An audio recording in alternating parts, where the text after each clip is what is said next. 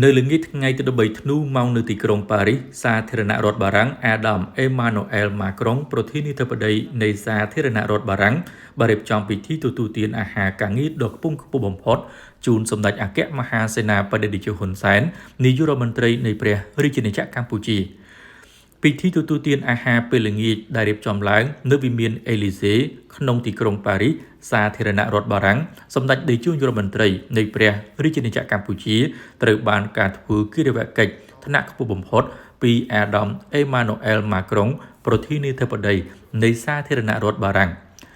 នៅក្នុងបណ្ដាញសង្គមផ្លូវការរបស់សម្ដេចអគ្គមហាសេនាបតីតេជោហ៊ុនសែននាយករដ្ឋមន្ត្រីនៃព្រះរាជាណាចក្រកម្ពុជាបានបង្ហោះជាផ្លូវការថាដៃគូសន្ទនាដ៏ស្និទ្ធស្នាលស្មោះត្រង់និងជឿទុកចិត្តគ្នាដើម្បីពង្រីកមិត្តភាពរវាងព្រះរាជាណាចក្រកម្ពុជានិងសាធារណរដ្ឋបារាំងសូមអរគុណអេម៉ានូអែល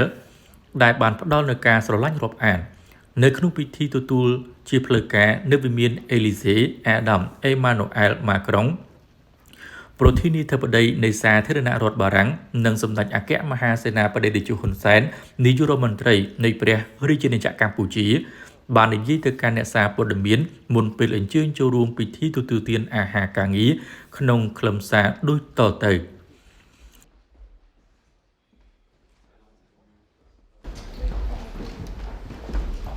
Premier ministre, je disais que j'étais ravi de vous accueillir à Paris pour cette visite de travail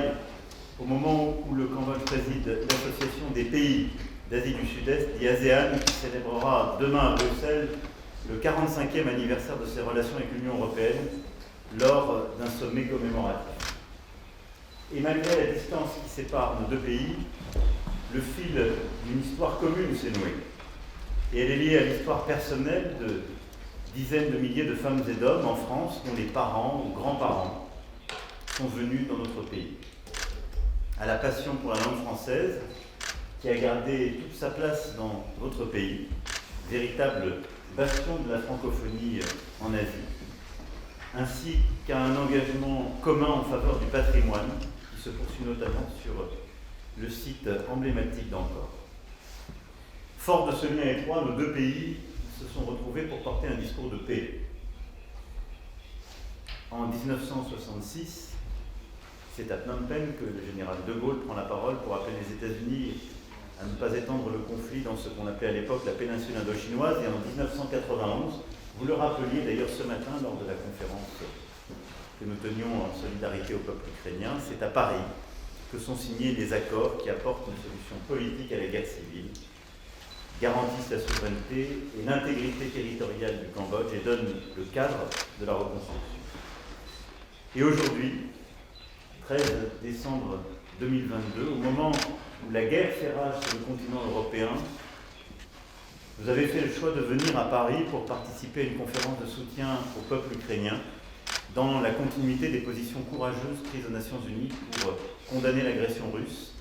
et pour défendre la paix et une solution de paix avec constance. Je tiens à vous en remercier très solennellement. Notre rencontre sera enfin l'occasion d'aborder de nouveaux champs de coopération dans le cadre de la stratégie indo-pacifique que nous portons à titre national et conforme à la stratégie de l'ASEAN. Dans les secteurs de l'eau, des transports, de l'énergie, du tourisme, la France continuera de contribuer au développement du Cambodge.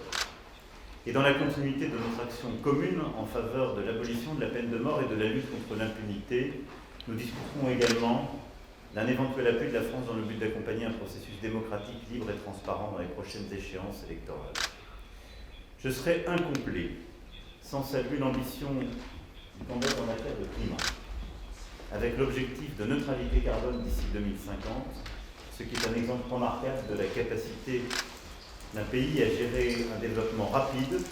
tout en menant une transition énergétique ambitieuse. Dans la perspective du One Forest Summit, nous évoquerons entre autres la question centrale des forêts et des actions communes que nous pourrons entreprendre. Voilà, Monsieur le Premier ministre, quelques-uns des défis communs que vous souhaitez évoquer et pour vous redire le plaisir que nous avons avec la ministre et les équipes de vous recevoir avec votre délégation et conscient de l'importance des défis qui sont devant nous, vous remercier d'avoir fait le détour par Paris pour vous souvenir de ces amitiés dures et surtout pour nous permettre de bâtir des réponses utiles dans le contexte que nous connaissons. Merci, M. le Premier ministre. អារម្មណ៍ជាបរិយខ្ញុំពិតជាមានការអរគុណចំពោះអារម្មណ៍ជាបរិយដែលបានអញ្ជើញខ្ញុំមកកាន់ EDC ហើយទទួលទៅសន្តានកិច្ចដ៏ល្អ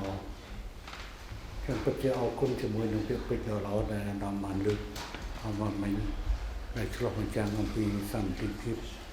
រវាងប្រជាជនទាំងពីរក៏ដូចជាតំណែងដែលអារម្មណ៍បានផ្ដល់មកចំពោះខ្ញុំកម្ពុជានិងបារាំងពិតជាមានអតីតកាលទំនាក់ទំនងដ៏យូរលង់ហើយបារាំងក៏បានជួយចំពោះកម្ពុជាដោយដែលខ្ញុំបានលើកឡើងពុកមិញបារាំងបានជួយយើងសម្រាប់សន្តិភាពសម្រាប់ប្រទេសយើងនិងការអភិវឌ្ឍប្រទេសយើងមិនអាចកាត់ផ្តាច់ការរីកចម្រើនរបស់កម្ពុជាមិនអាចកាត់ផ្តាច់ចេញពីការជួយឧបត្ថម្ភទាំងឡាយរបស់បារាំងបានជួយហើយខាងនេះយើងទទួលស្គាល់ថាប្រទេសរបស់យើងគឺជាសមាជិក Francophone ហើយគឺអ្នកសិតតែអ្នកនិយាយភាសាបារាំងមកទីនេះយើងក៏មាននិស្សិតច្រើនហើយកំពុងរស់នៅទីនេះក៏ដូចជាប្រជាជនរបស់យើងច្រើននៅទីនេះដែលយើងអរគុណចំពោះបារាំងដែលបានទទួលជនជាតិកម្ពុជាដែលរត់ភៀសខ្លួនចេញពីប្រទេសដែលមានសង្គ្រាមនិងរបបបល្ល័ង្កពូជសាសន៍ហើយដែលបានមករស់នៅក្នុងប្រទេសបារាំងដោយសុខស្រួលយើងពិតជាមានមោទនភាពជាមួយនឹងកិច្ចការដែលមានការអភិវឌ្ឍក្នុងទំនាក់ទំនងរវាងប្រទេសទាំងពីរដែលខ្ញុំសូមយកឱកាសនេះថ្លែងនៅការអរគុណជាមួយនឹងទំនាក់ទំនងដែលយើងបានធ្វើជាមួយគ្នាមានរឿងមួយដែលខ្ញុំគួរតែនិយាយប្រាប់សម្រាប់អ្នកទាំងអស់គ្នានៅទីនេះតែកឹងជាមួយនឹងការរកឃើញថ្មីដែលជាការគួរជាបាលសម្រាប់ខ្ញុំតែ3ថ្ងៃប៉ុណ្ណោះខ្ញុំពេលខ្ញុំមកដល់មកកាន់ទីក្រុងប៉ារីសនោះនៅត្រង់ថាមានគ្រឿងគេហៅថាសេនាចារឹកមួយដែលបានសាងសង់នៅក្នុងឆ្នាំ1925គិតមកដល់ពេលនេះគឺមានរយៈពេល96ឆ្នាំប៉ុន្តែត្រូវបានខ្មែរក្រហមគឺវាយប្រហារចោលដាក់វាកន្តិចចោលនៅឆ្នាំ1977រដ្ឋឧបនាយករដ្ឋមន្ត្រីនិងរដ្ឋមន្ត្រីក្រសួងដែនដីនគររាជការរបស់យើងខ្ញុំបានសូមការអនុញ្ញាតខ្ញុំក៏បានយល់ព្រមនឹងចែកទៅហើយយើងនឹងកសាងនៅរូបសំណាកនេះឡើងវិញដែលជានិមិត្តរូបនៃការសាមគ្គីនឹងកម្មវិធីហើយការដាក់នៅការទទួលមកតាមទូបារាំងតែមកតែខ្ញុំគិតថាថ្ងៃនោះប្រធានរដ្ឋាភិបាលនឹងបន្តជាមួយនឹងគម្រោងក្នុងប្រចាំពលនេះបន្តិចទៀតខ្ញុំនឹងបង្ហាញរូបភាពដើម្បីជួយដល់ប្រទេសនេះខ្ញុំពិតជាមានការរំភើបដល់គិតថាឆ្នាំក្រោយនេះជាគូលើកទី70នៃថ្ងៃទំនាក់ទំនងនៃថ្ងៃឯករាជ្យរបស់កម្ពុជាហើយយើងក៏អាចនិយាយភាសានេះថាតើយើងយកកំណត់ថ្ងៃណាជាថ្ងៃដាក់ទំនាក់ទំនងការទូតរវាងប្រទេសទាំងពីរព្រោះនៅក្នុងប្រវត្តិខ្លះថាបារាំងដាក់ស្ថានទូតនៅកម្ពុជានៅឆ្នាំ1952ក្នុងពេលកម្ពុជាបានឯករាជ្យពីបារាំងនៅឆ្នាំ1953ឆ្នាំ52ដាក់ស្ថានទូតឆ្នាំ53បានឯករាជ្យយើងគួរតែពិភាក្សាគ្នានៅពេលវេលាទីផងណាមានប្រធានបទសារហើយខ្ញុំសូមអរគុណជាមួយនឹងការចូលរួមជាប្រធានទាំងឡាយក្នុងក្របខ័ណ្ឌអាស៊ានអឺរ៉ុបហើយខ្ញុំអរគុណជាមួយនឹងការអញ្ជើញរបស់អាណាអស់ខ្ញុំបានខែទៅដល់ក្នុងរឿងសាមគ្គីភាពជាមួយប្រទេសទីក្រុងដែលត្រូវបានធ្វើក្នុងនេះហើយជាការកោតសរសើរជាមួយនឹងការលើកទឹកចិត្តដែលអារម្មណ៍បានធ្វើចំពោះប្រជាជនពីការតាមរយៈនៅសន្និសីទសាមគ្គីភាពជាមួយទីក្រុងនៅក្នុងពេលនេះហើយយើងបន្តយើងអាចនិយាយអស់ទីតែខ្ញុំសូមនិយាយរឿងមួយដែលជាពីដំណើរគឺខ្ញុំសូមកោតសរសើរ នឹងអបអរសាទរដែលមកដល់ពេលនេះបានជួលមកដល់វគ្គប្រៃប្រត់វគ្គពាក់កណ្ដាលប្រៃប្រត់ហើយសង្ឃឹមថាបាននឹងលើកពៀននៅក្នុងតាមនេះព្រោះនៅទីក្រុងភ្នំពេញគេបានយកនៅការតែឆ្លើយតបរបស់ខ្ញុំតាម Facebook តែមានអ្នកដែលសួរមកខ្ញុំថាតើអ្នកណាលើកពៀនទៅណាលើកពៀននៅឆ្នាំនេះខ្ញុំបានឆ្លើយប្រាប់ទៅវិញថាបើមួយមូលប៉ុន្តែបើតាមការពិនិត្យរបស់ខ្ញុំបានមានឱកាសច្រើនប្រព័ន្ធផ្សព្វផ្សាយនៅកម្ពុជាបានផ្សាយហើយខ្ញុំសង្ឃឹមថាបាននឹងលើកជានៅឆ្នាំនេះតាមរយៈបញ្ហាបានទៅទស្សនកិច្ចតទស្សនាតនៅថ្ងៃស្អែកជូនពរឲ្យបានមានជោគជ័យសូមអរគុណ Merci, Monsieur le Premier ministre, merci pour cette permission.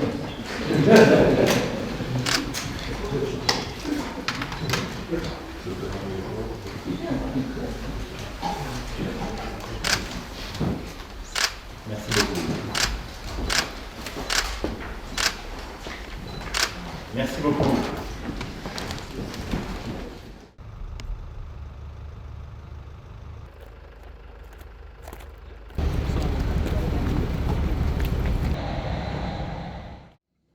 បន្ទាប់មកនៅរាត្រីថ្ងៃដដែលនោះដែរសម្ដេចអគ្គមហាសេនាបតីតេជោហ៊ុនសែននាយករដ្ឋមន្ត្រីនៃព្រះរាជាណាចក្រកម្ពុជានិងគណៈប្រតិភូជាន់ខ្ពស់រាជរដ្ឋាភិបាលកម្ពុជាបានអញ្ជើញធ្វើដំណើរចាក់ចែងពីអាកាសយានដ្ឋានអន្តរជាតិ Paris Charles de Gaulle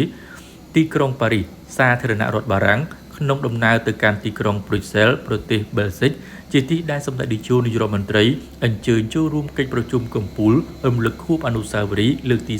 45នៃទំនាក់ទំនងអាស៊ានសហភាពអឺរ៉ុប